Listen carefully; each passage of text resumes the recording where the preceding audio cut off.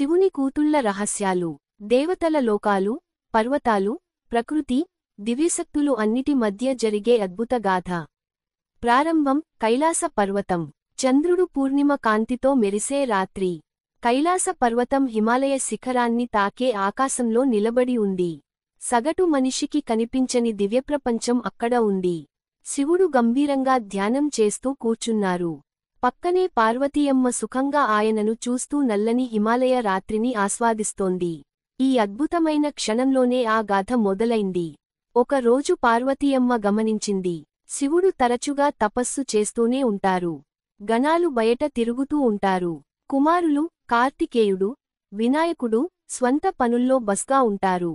తనతో మాట్లాడేందుకు, నవ్వుకునేందుకు, పెంచుకునేందుకు ఒక కూతురు ఉంటే ఎంత బాగుంటుందో అని పార్వతి అమ్మ హృదయంలో ఒక కోరిక మొదలైంది. అప్పుడే ఆమె హిమవంతుడు ఇచ్చిన పవిత్ర అశోక చెట్టు కింద కూర్చొని తపస్సు చేసింది. నా హృదయంలోని ఆనందం రూపధారణ చేయాలి అని కోరుకున్న క్షణంలోనే ఆమె ముందు ఒక అందమైన దివ్యకుమార్తె ప్రత్యక్షమైంది. ఆమె పేరు అశోకసుందరి, దుఃఖం లేని సుందరి. ఆమె శివుడి ప్రశాంతత, పార్వతీ ప్రేమ రెండింటి కలయిక. కైలాసంలో ఆమె నవ్వులు వినిపించాయి. దేవతలు ఆమెను ఆశీర్వదించడానికి వచ్చారు. అశోకసుందరి రాబోయే రోజుల్లో నహుష మహారాజును వివాహం చేసుకుని దేవలోకాన్ని కాపాడుతుంది అని శివుడు చెప్పాడు.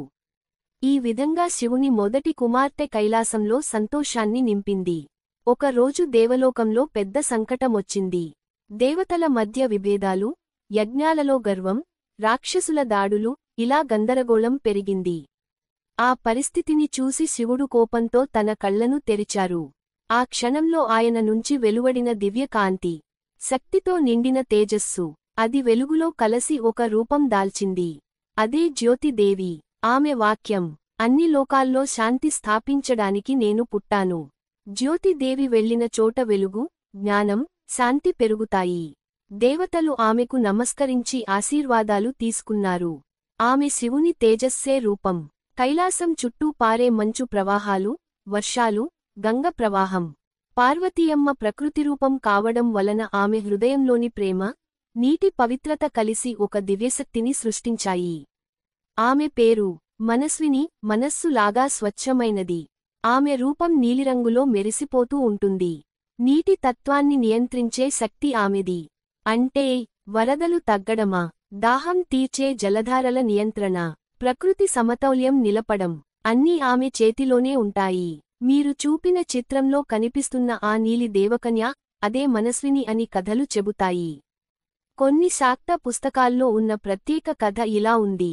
దేవతలపై ఒకసారి రాక్షసులు ఎన్నడూ లేని రీతిలో దాడి చేశారు. అప్పుడు పార్వతి అమ్మ, దుర్గా, మహాకాళి, ఆల్ ఫార్మ్స్ కలసి ఒక శక్తిని సృష్టించారు.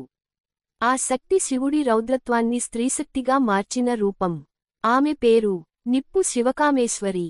ప్రళయం ఎదురైనా భయపడని శక్తి. ఆమె చేతిలో అస్త్రాలు, కళ్లలో మెరుపు, హృదయంలో శివపార్వతుల ఆశీర్వాదం. ఆమె యుద్ధరంగంలో అడుగుపెట్టిన చోట రాక్షసులు పారిపోతారు. శివపార్వతులు సృష్టికర్తలు కాకపోయినా, విశ్వ సమతౌల్యం కాపాడటానికి శక్తిరూపాలను సృష్టించారు. అవసరం వచ్చినప్పుడు ప్రేమ అశోకసుందరి, శాంతి జ్యోతి, ప్రకృతి మనస్విని, ధైర్యం శివకామేశ్వరి. ఈ నలుగురు శక్తులు లోకాలను రక్షించడానికి ముందుకు వచ్చాయి. సంవత్సరాలు గడిచాయి. అశోకసుందరి తన ధర్మాన్ని నెరవేర్చింది. జ్యోతి లోకాల్లో శాంతిని నిలబెట్టింది. మనస్విని ప్రపంచంలోని జలతత్వాన్ని సంరక్షించింది.